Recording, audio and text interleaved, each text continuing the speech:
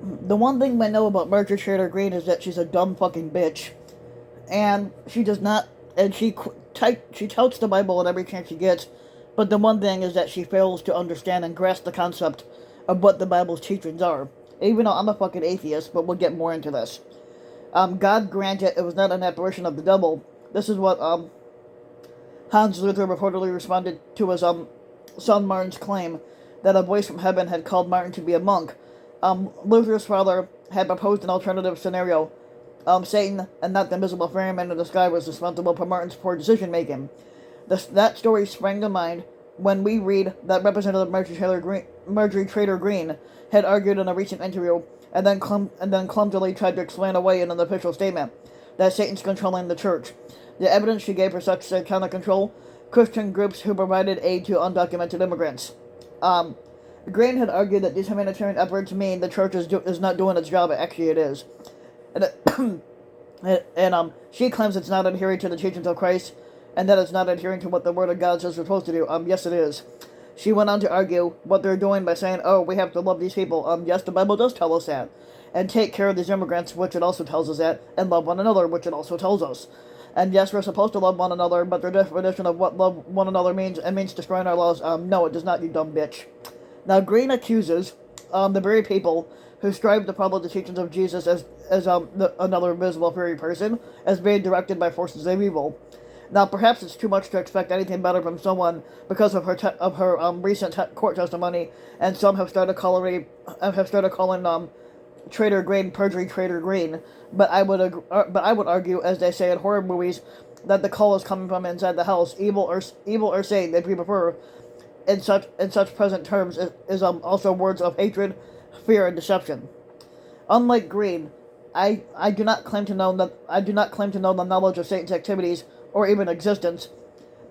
But when it comes to a scholar of the teachings of Jesus, I am certain that his teachings are diametrically opposed to what Greene claims they are, and that groups who provide humanitarian relief to marginalized communities, including refugees and undocumented immigrants, they are following the invisible fairy man Jesus' commands to the letter.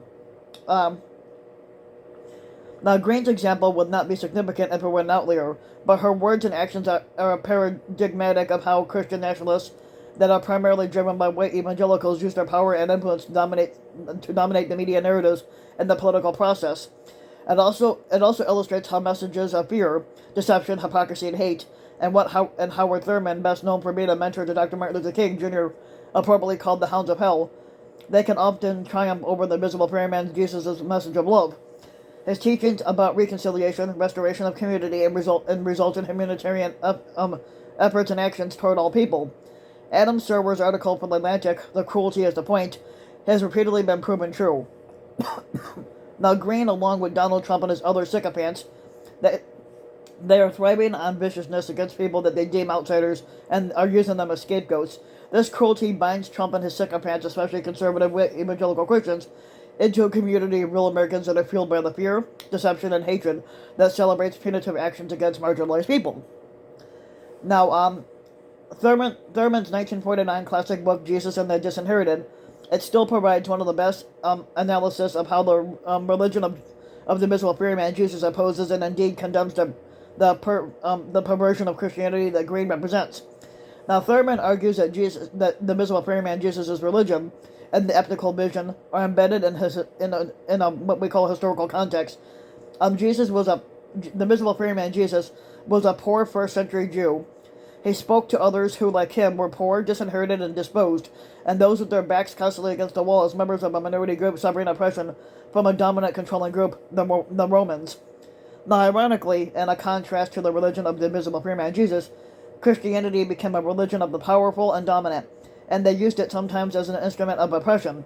The Christian nationalists strive to be, or remain, a similar dominant controlling group, and they pervert the teachings of Jesus into a cudgel against the very types of people to whom the invisible fairy man Jesus primarily proclaimed his message to, and those with their backs against the wall. Such victimization of marginalized groups, Thurman argues, is a betrayal of the invisible fairy man Jesus' faith, and in fact, by constructing barriers between human beings, American Christianity has betrayed the religion of Jesus almost beyond any redemption. Now, Jesus of Nazareth proclaimed for those ears to hear, good news to the poor and liberation of the oppressed, the blessings on the poor, the woes on the rich, and parables such as the rich fool and the rich man, and Lazarus that also condemned wealth, power, and neglect of the poor. Now, Jesus' teachings about how one should treat immigrants, often translated as strangers or aliens, are even more devastated to Greene's fatuous statements. Jesus' parable of the Good Samaritan dramatically affirms two key aspects of the Jewish law. You shall love your neighbor as you love yourself, and you shall love the alien as you love yourself, and by demolishing any distinction between neighbor and the other.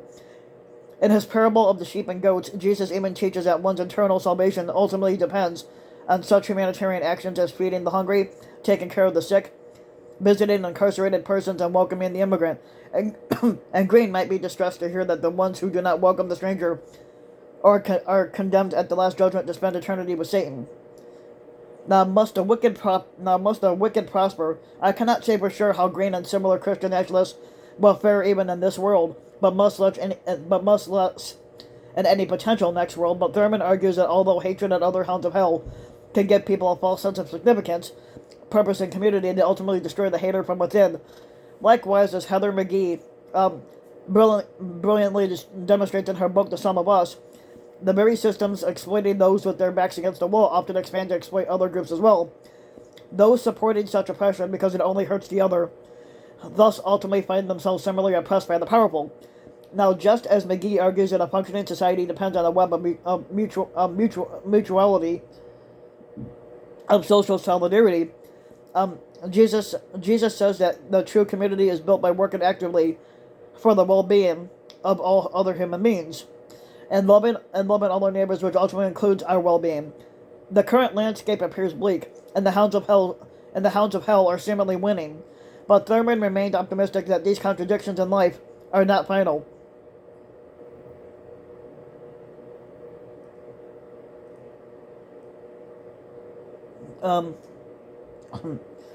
But it's a message of hope reminiscent of the theologian Theodore Parker's admonition.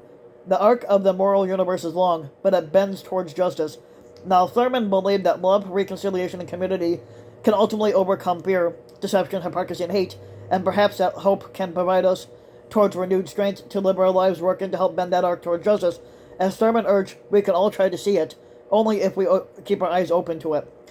Now, if you like the video, you can give the video a like and subscribe to my channel, RBW King. You can also hit the notification bell so that you'll be notified when a new video comes out. And if you want to support my work even further, you can donate to my Patreon link, which you can find in the About section of YouTube. And just for as little as a few bucks a month, your donation can help the channel go a long way, and thanks for listening.